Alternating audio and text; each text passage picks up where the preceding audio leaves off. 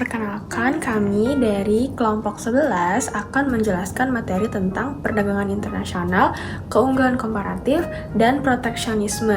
Sebelumnya, perkenalkan nama saya Fatima Zahra dengan NPM terakhir 127. Di sini saya akan menjelaskan tentang surplus dan defisit perdagangan. Perdagangan internasional semakin penting dalam perekonomian modern, terutama bagi Amerika Serikat. Persentase impor Amerika Serikat naik tajam dari 5,2% pada tahun 1970 menjadi 15% pada tahun 2017. Globalisasi juga membuat produksi barang tersebar di berbagai negara, seperti iPhone atau mobil Honda yang komponennya dibuat di banyak tempat. Selain itu, barang modal dan tenaga kerja dapat bergerak dengan lebih bebas, termasuk melalui outsourcing yang dipermudah oleh internet. Semua ini menunjukkan bahwa ekonomi dunia kini terhubung lebih erat dan rantai produksinya semakin kompleks. Surplus terjadi saat ekspor lebih besar daripada impor, sementara defisit sebaliknya. Amerika Serikat awalnya mengalami surplus, namun sejak 1970-an beralih menjadi defisit, bahkan mencapai 5,6% dari PDB pada tahun 2009. Defisit ini memicu kekhawatiran karena barang impor yang lebih murah bersaing langsung dengan produk lokal dan dianggap mengancam lapangan kerja. Akibatnya muncul tekanan politik agar pemerintah menerapkan proteksi seperti tarif dan pembatasan impor, terutama pada barang-barang dari Cina. Isu ini menjadi inti perdebatan antara perdagangan bebas dan perlindungan industri domestik. Baik, sebelumnya perkenalkan, nama saya Muhammad Abai Nugroho dengan NPM terakhir 097. Nah, di sini saya akan menunjukkan presentasi dari rekan saya. Kita akan masuk ke bagian Economic for Trade. Nah, perdagangan internasional itu terjadi karena adanya perbedaan kemampuan produksi antara negara satu dengan negara lainnya. Nah, setiap negara memiliki kemampuan ataupun teknologi, sumber daya, maupun tenaga kerja yang berbeda, sehingga hasil produksinya tidak akan sama di antara negara tersebut. Dalam sejarahnya, yaitu Corn Laws, pada abad 19 di Inggris, pemerintah pada saat itu memberlakukan tarif tinggi untuk menghambat impor gandum. Nah, tujuannya untuk melindungi petani lokal. Namun di sini dampaknya justru malah menaikkan harga makanan dan malah menambah biaya hidup. Nah, pada akhirnya, Corn Law dicabut pada tahun 1846. Nah, selanjutnya kita akan masuk ke dua konsep penting dalam perdagangan internasional. Yang pertama ada absolute advantage. Nah, suatu negara memiliki absolute advantage jika negara tersebut dapat memproduksi suatu barang dengan sumber daya yang lebih sedikit. Namun, perdagangan internasional tidak bergantung pada keunggulan absolut maupun absolute advantage, namun bergantung pada comparative advantage atau keunggulan komparatif. Nah, keunggulan ini dapat diketahui jika suatu negara dapat memproduksi suatu barang dengan biaya peluang yang lebih rendah. Keuntungan perdagangan akan tetap ada meski satu negara itu lebih efisien dalam memproduksi semua barang. Nah, yang penting adalah siapa yang paling rendah biaya peluangnya dalam memproduksi suatu barang. Nah, untuk memahami konsep-konsep sebelumnya yang telah dijelaskan, kita akan masuk ke bagian contoh, yaitu kita ambil dua negara, Australia dan New Zealand. Di sini, New Zealand lebih unggul dalam produksi gandum, dan Australia ini lebih unggul dalam produksi kapas. Dan kedua negara ini, sebelum mereka melakukan perdagangan ataupun spesialisasi, mereka memproduksi masing-masing bahan komoditas untuk kebutuhan pangan domestik. Nah, lalu kita akan masuk ke dalam kurva PPF atau Production Possibility Frontier. Dalam bahasa Indonesianya yaitu kurva batas kemungkinan produksi. Nah, kita bisa lihat bahwa di New Zealand dapat memproduksi 6 gantang gandum dan 2 bal kapas. Dan di negara Australia dapat memproduksi 2 gantang gandum dan 6 bal kapas. Masing-masing negara memiliki keunggulan absolut masing-masing. Nah, sebelum melakukan perdagangan maupun spesialisasi, jika kedua negara ini membagi lahan yaitu 100 acres untuk memproduksi masing-masing komoditas, masing-masing negara hanya dapat memproduksi 150 gantang gandum dan 150 bal kapas, karena ada batasan optimal tentunya. Nah, lalu masing-masing negara akan melakukan perdagangan, dan karena adanya perdagangan tersebut, masing-masing negara akan memproduksi keunggulan komoditasnya masing-masing. Dari negara New Zealand akan fokus kepada produksi gandum dan akan mendapatkan 600 gantang gandum per 100 akrenya. Nah, sebaliknya juga Australia akan fokus memproduksi kapas dan mengalokasikan 100 akres tanah ke kapas dan mendapatkan 600 bal kapasnya. Nah, masing-masing negara akan melakukan perdagangan, yaitu New Zealand akan memberikan 300 gantang gandum ke Australia, dan sebaliknya Australia sebagai balasan juga akan memberikan 300 bal kapas ke New Zealand. Jadi masing-masing negara yang sebelumnya hanya bisa mengkonsumsi 150 gantang gandum dan 150 bal kapas, naik menjadi dapat mengkonsumsi 300 bal kapas dan 300 gantang gandum. Selanjutnya, setelah kita membahas perdagangan dan spesialisasi, kita akan membahas term of trade atau syarat perdagangan. Nah, term of trade ini menunjukkan berapa banyak barang impor yang dapat diperoleh oleh suatu negara atas setiap unit barang yang diekspor dari negara tersebut. Nah, di sini term of trade yang tinggi artinya negara mendapatkan banyak keuntungan dari perdagangan.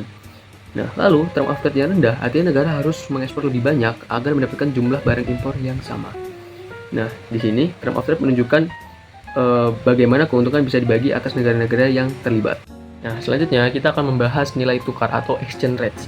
Nah, nilai tukar atau exchange rate adalah nilai suatu mata uang terhadap mata uang lainnya. Nah, nilai tukar ini sendiri mempengaruhi perdagangan internasional. Ada dua fenomena penting. Yang pertama ada apresiasi. Ini mata uang menguat, kemudian impor lebih murah, dan ekspor kurang kompetitif. Yang kedua ada depresiasi. Ini mata uang melemah, impor lebih mahal, dan ekspor lebih kompetitif. Nah, fluktuasi mata uang ini mempengaruhi arus perdagangan internasional dan daya beli dari suatu negara. Nah, setelah kita membahas exchange rates, kita akan mempertegas lagi bahwa perdagangan inti dari perdagangan internasional bukan hanya melalui efisiensi absolut, namun juga dari efisiensi relatif. Dan negara harus mengekspor barang produksi yang dia peroleh lebih rendah karena inilah yang memberikan hasil yang lebih maksimal. Dengan melakukan spesialisasi berbasis comparative advantage, output total dunia akan meningkat dan konsumsi bisa melampaui batas produksi domestik. Nah, akhirnya kita kembali mempertegas contoh praktis bahwa yang pertama New Zealand memiliki comparative advantage di gandum dan Australia yang memiliki comparative advantage di kapas. Dan setelah melakukan spesialisasi maupun perdagangan, output dari kedua negara, output produksinya itu meningkat, batas konsumsinya meningkat, dan mereka akan mendapatkan keuntungan sesuai dengan term of trade yang telah disepakati dari masing-masing negara. Dan di sini kita tahu bahwa teori ekonomi ini berlaku untuk perdagangan internasional. Nah, demikian yang dapat saya sampaikan dan materi selanjutnya akan dijelaskan oleh rekan saya. Perkenalkan, nama saya Brilian Ramadan dengan 3 nomor NPM terakhir 068. Untuk materi selanjutnya adalah sumber keunggulan komparatif.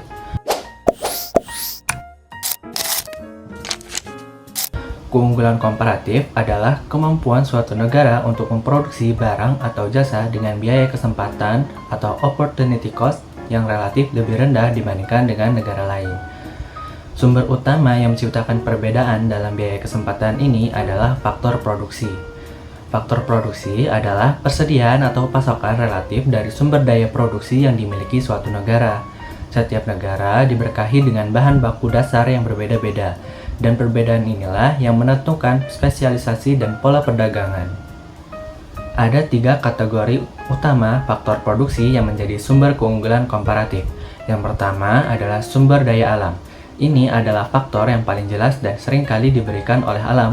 Sebuah negara yang memiliki tanah subur dan iklim tropis secara alami memiliki keunggulan komparatif dalam memproduksi komoditas pertanian seperti kopi, kakao, atau kelapa sawit. Mereka tidak perlu membangun rumah kaca yang mahal atau sistem irigasi canggih, sehingga biaya produksinya rendah. Demikian pula negara yang memiliki cadangan mineral melimpah seperti minyak bumi, gas alam, atau tembaga akan memiliki keunggulan komparatif dalam mengekspor bahan mentah ini. Faktor alam ini membuat biaya untuk mendapatkan faktor produksi tersebut relatif murah bagi negara yang memilikinya. Yang kedua, ada modal atau teknologi. Modal di sini merujuk pada mesin, peralatan, pabrik, dan infrastruktur yang digunakan dalam produksi serta teknologi itu sendiri. Negara yang telah mengumpulkan stok modal fisik yang melimpah dan memiliki akses ke teknologi yang maju akan memiliki keunggulan komparatif dalam memproduksi barang-barang yang intensif modal.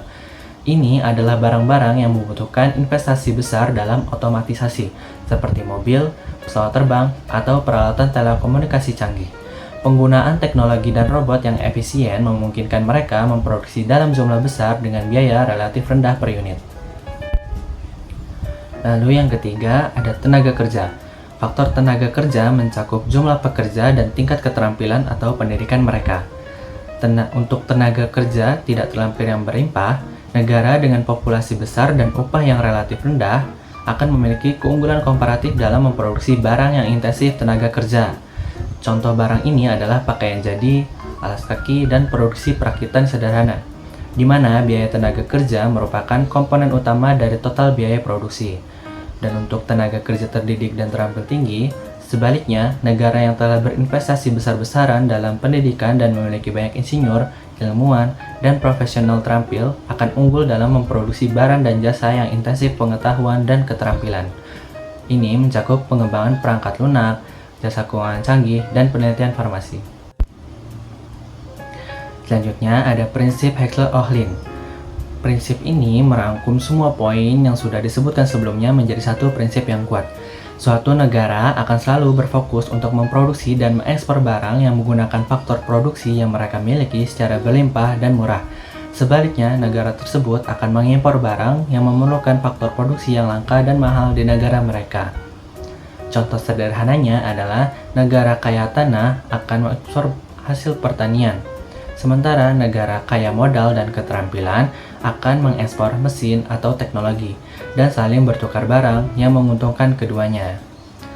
Dengan memahami faktor produksi masing-masing, negara dapat berspesialisasi, berdagang, dan memaksimalkan output global, membuat semua negara yang berpartisipasi menjadi lebih makmur. Saya Vinelia Pratiwi dengan 3 NPM terakhir 135. Di sini saya akan melanjutkan untuk membahas mengenai hambatan perdagangan.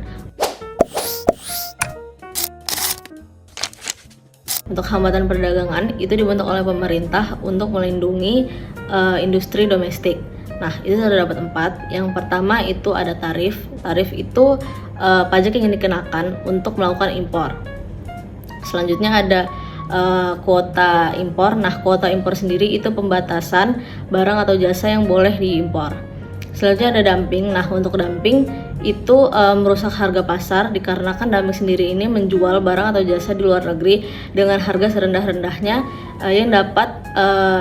yang dikenal dengan predator, strategi predator, dikarenakan strategi ini akan merusak pasar dan menghilangkan pesaing.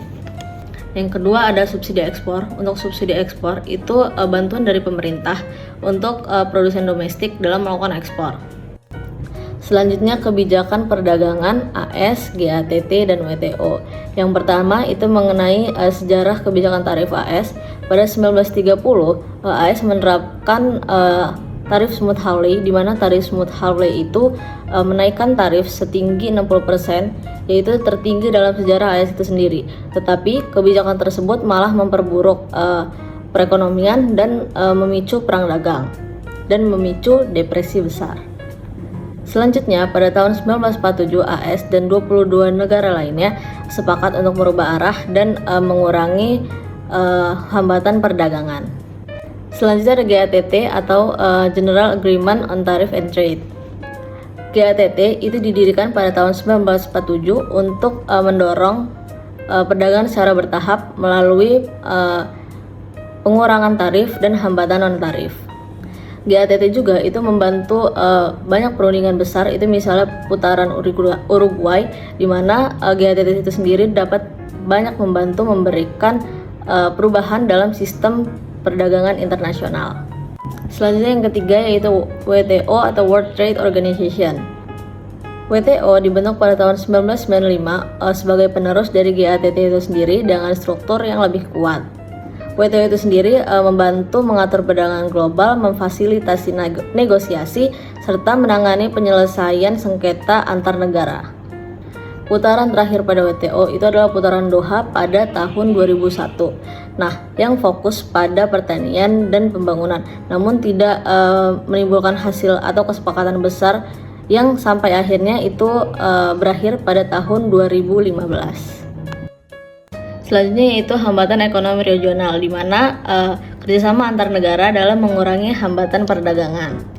Yang pertama itu ada Uni Eropa. Uni Eropa adalah bentuk integrasi ekonomi yang paling mendalam, dikarenakan mulai dari zona perdagangan yang bebas berkembang menjadi pasar yang bersama, lalu mulai banyak negara yang mengadopsi mata uang tunggal yaitu euro. Selanjutnya itu perjanjian perdagangan bebas antara AS dan Kanada pada 1988. Perjanjian ini menciptakan zona perdagangan bebas antar dua negara yang selanjutnya kemudian menjadi dasar integrasi yang lebih luas. Selanjutnya yang terakhir itu ada NAFTA pada tahun 1994. NAFTA adalah kebijakan atau perjanjian antara AS, Kanada, dan Meksiko. Tujuan tiga negara ini ingin menghapus tarif dalam waktu 10-15 tahun ke depan. Dampaknya, perkembangan dalam perdagangan itu meningkat sangat pesat, tetapi muncul kekhawatiran kepada AS dikarenakan hilangnya pekerjaan dan muncul kekhawatiran terhadap petani di Meksiko karena muncul tingginya persaingan. Pada tahun 2018, NAFTA dinegosiasi ulang, akhirnya digantikan oleh UMSCA. Selanjutnya, saya akan menjelaskan argumen tentang perdagangan bebas dan proteksionisme. Kita melihat alasan utama mengapa perdagangan bebas dianggap menguntungkan.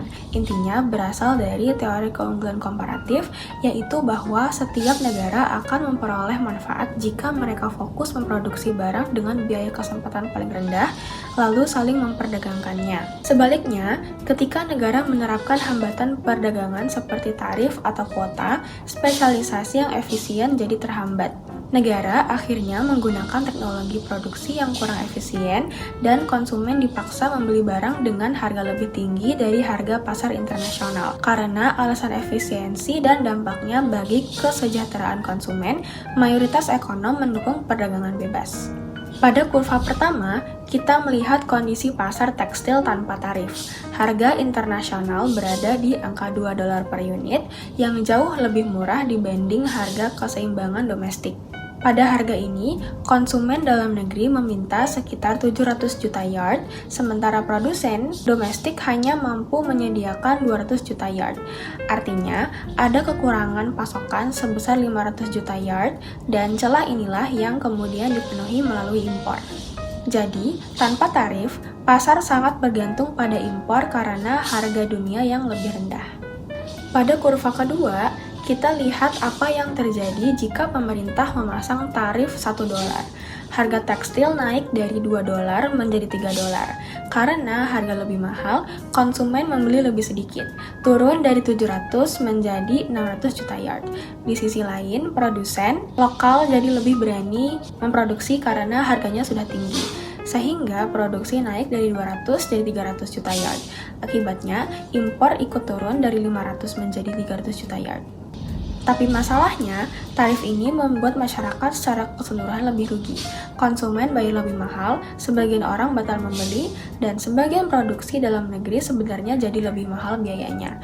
Jadi, memang pemerintah dapat uang dari tarif, tapi secara total, kesejahteraan masyarakat akan turun. Selanjutnya, bagaimana perdagangan internasional masuk ke dalam struktur perekonomian?